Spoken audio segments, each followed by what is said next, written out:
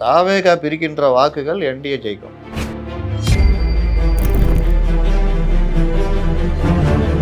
மூணு பேர் 4 பேரை வச்சுட்டு என்ன பண்ணுறது? மானம் ரோஷம் இருந்துச்சுன்னா மக்கள் நல கூட்டணியாக வெளியே வந்து இந்த கதை பேர் திறக்காத.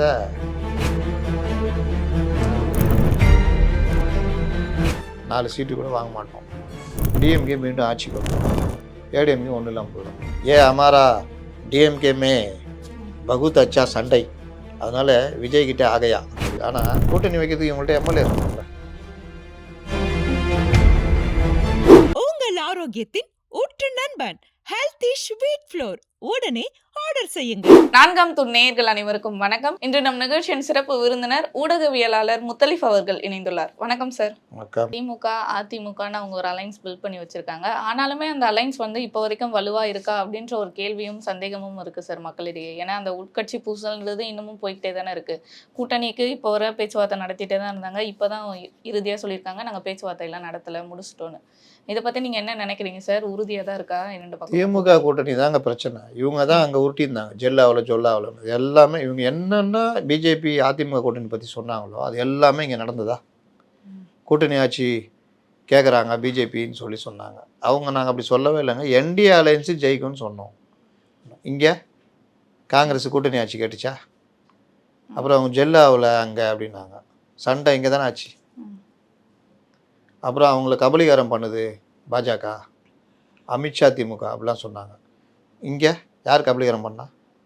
60 சீட்டை 63 சீட்டை 25 சீட் ஆக்கி 25 சீட்டை 20 ஆக்க ட்ரை பண்ணி சண்டை ஆகி 28 ஆக்கி 6 சீட்டை 15 சீட்டு 16 சீட்லாம் 6 சீட்டை ஆக்கி 6 சீட்டை 5 சீட் ஆக்கி இதில் ரொம்ப மோசமாக மதிமுகவை காலி பண்ணி யார் கபலீகரம் பண்ணா?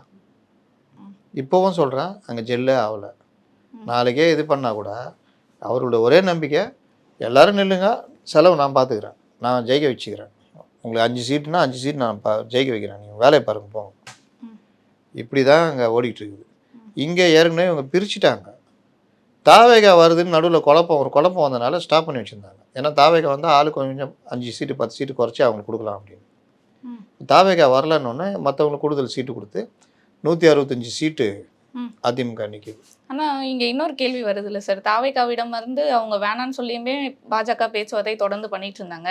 அப்படி தாவேகா இல்லைன்னா அதிமுக பாஜக கூட்டணி வெற்றி பெற முடியாதா அப்படின்ற கேள்வியும் வந்துருச்சு இல்லையா? அவ்வளோ பலவீனமா இருக்கா தாவேகா அழைக்கிறதுக்குன்னு? தாவேகா பிரிக்கின்ற வாக்குகள் என்டிஏ ஜெயிக்கும். பிளாஸ்ட்.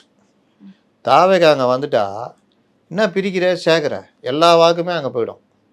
அப்போ 50-55% மேலே வாக்கு வந்துடும். அப்படி வந்தால் பிளாஸ்ட்டு 200-210 தொகுதிகள் வரைக்கும் ஜெயிக்க வாய்ப்பு. அதுக்காக கூடுதலாக அவங்கள பாஜக பொறுத்த வரைக்கும் திமுக மொத்தமாக வேறு இருக்கணும் அப்படின்னு முடிவு பண்ணி பீகார் மாதிரி கொண்டு வரணும்னு 25 கொண்டு நிப்பாட்டினாங்களா அங்கே. அந்த மாதிரி ட்ரை பண்ணாங்க. அது இந்த லகுட பாண்டிகள் ஒத்து வரல. இவங்களுக்கு அந்த அரசியல் நாலேஜ் கிடையாது, ஓவர் கான்ஃபிடென்ட்டு. அது அவர்கள் தேர்தல் தான் அவங்களுக்கு ரஜினி சொன்ன மாதிரி காலம் காத்திருந்து பதில் சொல்லும், சரியாக சொல்லும். அதனால் அவங்க பார்த்தாங்க, அவர் பார்த்தாரு, அவருடைய அனுபவம்லாம் இருக்குல்ல எடப்பாடி. இது விடுங்க அவங்கள, நம்ம பார்த்துக்கலாம், நம்ம பிரச்சாரம் மற்றெல்லாம் கொண்டு போனால் நம்ம அடிச்சிடலாங்க. அப்போ அவங்க அந்த இதை கொண்டு போகிறாங்க.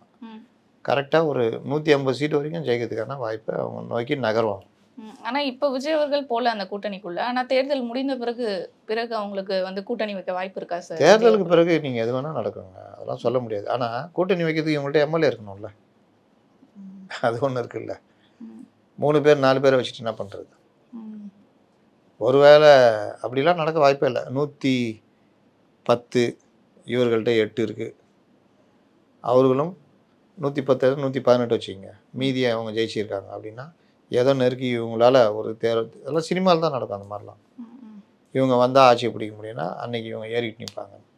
அப்போ கூட சாவடிச்சிடுவாங்க. அதுலேயும் 5 வருஷம் ஆட்சி பொறுப்பே இருக்காமல் 5 வருஷம் கவர்னரே தூக்க மாட்டிக்குவார். ஏதாவது சொல்லி தொலைங்கயா, மே 17 புது கவர்மெண்ட் வரணும், அதுக்குள்ளே அரசியலமைப்பு சட்டத்தில் பிரச்சனை ஆகிடுங்க, சொல்லி தொலைங்கயா. அதோ சொல்கிறோன்ட்டு கதை முடிக்குவாங்க. கடைசியில் கவர்னர் ஆட்சியே வந்துடும். அதனால் இவங்களெல்லாம் நம்பி நீங்கள் எதுவுமே இறங்க முடியாது. ஏன்னா தாவேகா இப்போ அவங்க செல்வாக்கை பார்க்க வேண்டிய நேரம் இல்லையா? முதல் தேர்தல் தன்னோட செல்வாக்கு எந்த அளவுக்கு இருக்குது தமிழ்நாடு. இப்படி தான் செல்வாக்கை பார்க்குறேன்னு ஒருத்தர் சித்து இருந்தார். கடைசியில் இன்றைக்கி 4 தொகுதி வாங்கி 3 உதயசூரன் கொடுத்துட்டு 1 அவர் நிற்கிறார். 96ல் 93ல் 2ஆக உடையுது. 19 மாவட்ட செயலாளர் அவர்கிட்ட போகிறாங்க. பெரிய அளவில் பவர், இளைஞர்கள் அதிகமாக அவர்கிட்ட இருக்குது. ஒரு இன்னைக்கு என்ன விஜய்க்கு கூட்டம், அவர் இங்கேருந்து மவுண்ட் ரோட்டில் ஒரு ஊர்வலம் நடத்துகிறாரு. அந்த ஊர்வலம் கடந்து போகிறதுக்கு 4-5 மணி நேரம் ஆகுது ஒரு இடத்த. அந்த கடைசியாக அந்த ஊர்வலம் முழுசும் போய் முடியறதுக்கு நைட்டு 2:30 மணி ஆச்சு. அப்போல்லாம் நைட்லாம் டைம் இருக்குது, அதெல்லாம் கிடையாது. நாஞ்சில் சம்பத் தான் அன்றைக்கி நட்சத்திர பேச்சாளர். அன்றைக்கி தான் நாஞ்சில் சம்பத்தே வெளியில் தெரிகிறாரு, யாரா இவர் இவ்வளோ நேரம் பேசுகிறாருன்னு. அவர் ஒரு எல்லாரும் அப்படி இப்படி பேசிக்கிச்சு. அவர் ஒரு 10 மணிக்கு நம்ம ஆரம்பித்து அந்த ஊர்வலம் வர்ற வரைக்கும் பேசிகிட்டு இருக்காரு. நைட் 2 மணி வரைக்கும் அவரே பேசுகிறாரு. 3 மணி நேரத்துக்கு மட்டும் பேசுகிறார். பற்றிமலை பேச்சாளர் அவர் பேசிக்கிட்டுமா. அப்புறம் வைகோ உள்ளே வர்றாரு 2:30 மணிக்கு என்னமோ. வந்தோடனே மைக்கை அவர்கிட்ட கொடுத்துட்டு இவர் உட்காடுறாரு. அதுக்கப்புறம் வைகோ இடி மின்னல் மலை மாதிரி பொழிஞ்சு முடிக்கிறார்.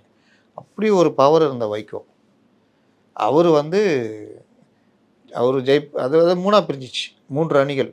வைகோ தலைமையிலான மதிமுக சிபிஎம், திமுக தலைமையிலான இந்திய கம்யூனிஸ்ட் கட்சி, திமுக இவங்க, இங்கே காங்கிரஸ், அதிமுக, இந்த மாதிரி. இதில் யார் ஜெயிப்பான்னு சொல்ல முடியாது. ஆனால் பவரில் இருக்கிறது அதிமுக. காங்கிரஸும் அதிமுக சேர்ந்தால் பர்சன்டேஜ் வைஸு ஜாஸ்தி. அப்போ மீண்டும் அதிமுக ஆட்சி தான் வரும். ஏன்னா திமுக 2ஆக பிறந்து கிடக்குதுல்ல. அப்படின்னு பார்த்தா அதுலேருந்து மூப்பனார் பொழைச்சிட்டு வெளியே வர்றாரு. வெளியில் வைகோட்டை பேசுகிறாரு. இவர் இதை பகுதுங்களே இதே மாதிரி நான் தான் முதலமைச்சர், வேணா 34 சீட்டில் நான் சிபிஎம்முக்கும் நீங்களும் பிரிச்சுக்கோங்க. அந்த மாதிரி தான் போயிட்டு போடாங்க கொய்யாலண்டு இங்கே போனார். கலைஞர் 41 சீட்டு கொடுத்தாரு. அவர் சீட்டு குறைச்சிட்டு நின்னார். மற்ற கட்சிகள் கொடுத்தாங்க. ரஜினி வந்தார், சோ வந்தார். இந்த கூட்டணி ஸ்ட்ராங் ஆயிடுச்சு. இவர் ஓவர் கான்ஃபிடென்ட்டில் இருந்தார். ஒரு சீட்டு ஜெயிக்கலை, 0. ஏடிஎம்கே செம்ம அடி வாங்கி 4 சீட்டு. இவங்க 230 சீட்டு. எல்லாரும் பிரிச்சுக்கினாங்க. விஜய்க்கு அந்த நிலைமை தான் வரும். ஆமாம், ஓவர் கான்ஃபிடென்ட் உடம்புக்காக. கலை யதார்த்தம் புரிஞ்சிக்கணும். நம்முடைய உயரம் என்ன விஜயகாந்த் புரிஞ்சிட்டார்ல. 2011 தனியாக நின்னா 4 சீட்டு கூட வாங்க மாட்டோம். டிஎம்கே மீண்டும் ஆட்சிக்கு வந்துடும். ஏடிஎம்கே ஒன்றும் இல்லாமல் போயிடும். அதுக்கு கூட சேர்ந்து நின்னா டிஎம்கே ஆட்சியை தடுக்கலாம், நமக்கும் பெரிய அளவில் எம்எல்ஏக்கள் கிடைப்பாங்க அப்படின்ட்டு. ஒரு எம்எல்ஏ தானே அது வரைக்கும் அவருக்கலாம். சேர்ந்து நின்னா 41 சீட்டு கொடுத்தாங்க. அதே மாதிரி எப்படி மூப்பனார் கொடுத்தாங்களோ அதே மாதிரி 41 தொகுதி, 29 ஜெயிச்சார். எல்லாம் புது எம்எல்ஏக்கள், சின்ன சின்ன பசங்க. சைக்கிள் கடை வச்சுருந்த நல்ல தம்பிலாம் எக்மோரில் திமுக வீழ்த்தினதா சரித்திரமே கிடையாது. தேமுதிக வீழ்த்துச்சு ஃபஸ்ட் டைம் அந்த கூட்டணினால. 29 தொகுதி ஜெயிச்சு விஜயகாந்த் எதிர்கட்சி தலைவர் ஆனார். கரெக்டான முடிவு எடுத்தாரா இல்லையா? அதுக்கப்புறம் அது வேறு நடந்தெல்லாம் வேறு கதை. உடல்நிலை பாதிப்பு. இங்கே இவங்க இந்த சந்திரகுமார் திமுகவுடைய ஸ்லீப்பர் செல்லு, அவர் தான் ஜெயலலிதா வம்புழுத்தார். அதில் தகராறாகி அன்றைக்கி விஜயகாந்த் சபையில் இருக்க அவர் வாயை விட அது ஒரு மாதிரி போயிடுச்சுன்னு வச்சிங்களா. அப்போது இந்த மாதிரி விவகாரங்கள் எல்லாம் உங்களுடைய உயரம் அறிந்து, உங்களுடைய நிலை அறிந்து, சில இடங்களில் பேக் அடிக்கணும், சில இடங்களில் பொறுமையாக இருக்கணும், சில இடங்களில் பேசக்கூடாது. அப்படி அன்றைக்கி மட்டும் விஜயகாந்த் கொஞ்சம் பொறுமையாக இருந்தால் இருக்கும். அன்றைக்கி சந்திரகுமார் திமுக ஒன்றும் இல்லை, நம்ம தான் எதிர்கட்சி, கொஞ்சம் பார்த்து பண்ணிக்கலாம், ஒரு 2 வருஷம் போட்டோம், கட்சியை கொஞ்சம் ஸ்ட்ராங் பண்ணிக்குவோம். எல்லாம் எதிர்கட்சியாக இருக்கும்போது நல்லா பவரில் கொஞ்சம் வேலை எல்லாம் முடிச்சிக்கின்னு அப்புறம் அடிப்போம். தேர்தல் நேரத்தில் அடிக்க ஆரம்பிப்போம்னா ஜெயலலிதா எடுத்தவொடனே 18ஆம் நாள் 20 நாளில் அடிச்சா அவங்க ஃபுல் பவரில் இருக்காங்க. அந்த மாதிரி இடம் பொருள் ஏவல்.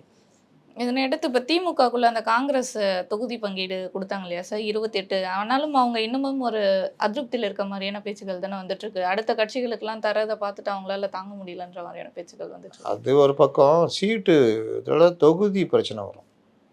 காங்கிரஸுக்கு விருப்பமான தொகுதி கொடுக்க மாட்டாங்க. 28ல் 18 தொகுதி தோக்குற மாதிரி கொடுப்பாங்க.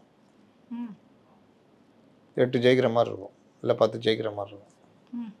இன்னொன்று, அடிக்கிற காற்றுல எத்தனை ஜெயிக்க போகிறாங்கன்னு தெரியல. அவங்க விஜய் இப்போ தனியாக நிற்கிறதுனால ஒரு 60-70 சீட்டு ஜெயிக்கிறதுக்கு வாய்ப்பு இருக்குது. 80 சீட்டுன்னு வச்சிங்களேன், வாய்ப்பு இருக்குது மொத்தமே. ஆமாம், திமுகவுக்கு கூட்டணியே. மீதி அவங்க ஜெயிப்பாங்க. 150-155 சீட்ஸ் அவங்க ஜெயிப்பாங்க. வெல்வோம் 200ன்னு கவுண்ட் டவுன் போர்டெலாம் வச்சு அவங்க ஒர்க் பண்ணிட்டு இருக்காங்க. என்னங்க சார் 60-80 சொல்கிறீங்களே. 2016 எங்கே இருந்தீங்க? இங்கே இருந்தீங்களா?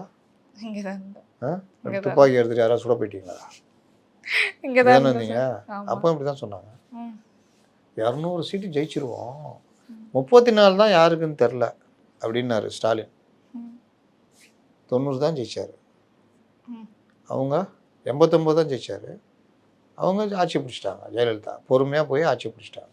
ம். அதனால் நினைப்பதெல்லாம் நடக்காது. ம். கலை யதார்த்தன்றது வேறு. ம்.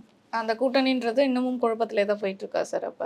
தேமுதிக, விசிக என்ன நிலைமையில இருக்கு சார் அங்க? தேமுதிக 10 வாங்கிட்டாங்க. ஏதாவது தான் இதே வசனம் தான். பாஜக உள்ள வந்துடும், சனாதன சக்திகள் வீழ்த்தப்பட வேண்டும், ஆரியர்கள் ஒழிக்கப்பட வேண்டும், ம். நாம் மதச்சார்பின்மை காக்கப்பட வேண்டும், கொள்கை என்று வந்து விட்டால் நாம் வந்து குனிஞ்சு தான் நான் போக வேண்டும். அதனால் வேறு வழி இல்லைங்க. அவ்வளோதான், வேற என்ன. விஜய்க்கு அட்வைஸ்லாம் பண்ணாரே சார். பாஜகவை நம்பி போயிட்டேன்னா உன்னை வந்து காப்பாற்றவே அது பயம். முடியாது. பிளாஸ்ட் ஆயிடுச்சுன்னா ம். போயிட்டா முடிஞ்சிருமே. எத்தனை சீட்டு வாங்கினாலும் எவ்வளோப்பா சீட்டு? 5 தான் தருவோம், குடு ஜெயிக்கவா போகிறோம், அவங்க எல்லாம் ஒன்றாயிட்டாங்களே, அப்படி ஆயிருக்கும். ம். போகலன்னா கொஞ்சம் நம்பிக்கை இல்லை.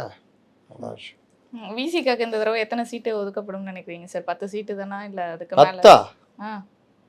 எந்த ஊரில் இருக்கிறீங்க? தேமுதிகக்கு 10 இருக்கப்ப விசிகாவும் கேட்பாங்கல்ல, அதெல்லாம் எங்களுக்கும் தேமுதிகவும் 10 வேணும்னு. கிடையாது, 8 கொடுப்பாங்க. இவருக்கு ஒரு 6 7 கொடுப்பாங்க. ம். சிபிஐ சிபிஎம் மாதிரி தான் இவருக்கும். சிபிஐ சிபிஎம்லாம் 5 தானே. ம். அதோட 1 எக்ஸ்ட்ரா கொடுத்தா 6 அந்த மாதிரி கொடுப்பாங்க. இதுதான் இப்போதைய கள நிலவரமா சார்? இந்த கூட்டணின்றது இப்படிதான் இருக்குமா இல்லை மாற வாய்ப்பு இருக்கா வேற வரும் என்ன? காலங்கள்ல? மானம் ரோசம் இருந்துச்சுன்னா மக்கள் நல கூட்டணியாக வெளியே வந்து இந்த கதை பேர் திறக்காத. ம். அங்கே போனோன்னா கியா அப்படின்னு ஏ அமாரா டிஎம்கே மே ம். பகுத் அச்சா சண்டை, அதனால் விஜய்கிட்ட ஆகையா அப்படின்வான், ம். ஜாவ் அப்படின்வான். அப்புறம் என்னப்பா அங்கே இருந்து இங்கே நடுத்தல் நிற்க வச்சுட்டாங்கன்ற மாதிரி ஆகிடும். அந்த பயம்லாம் இவங்களுக்கு இருக்குது. ம். இப்போ விஜய் வாங்க நம்ம பேசுவோம் அப்படின்னு ஃபோனை போட்டு, என்ன முத்தரசன் சார், என்ன சார், வீரபாண்டியன் சார், வாங்க சார், ஒரு 15 சீட்டு தரேன், வாங்க பேசுவோம் சார், சண்முகம் சார் வாங்க சார், இல்லை இந்த பாலகிருஷ்ணன் தான், அவர்கிட்ட ஃபோனை கொடுங்க, 15 சீட்டு 15 சீட்டு ஓகே, மற்ற விஷயம் அதெல்லாம் பார்த்துக்கலாம் வாங்க அண்ணா, என்னண்ணே கோச்சிக்கிறீங்க, திரும்ப அண்ணே வாங்கண்ணே, மானத்தோடு வாழ்வோண்ணே, 25 சீட்டு தரணும் வாங்க ம். மாதிரி பேசி கீசி இழுக்கணும்.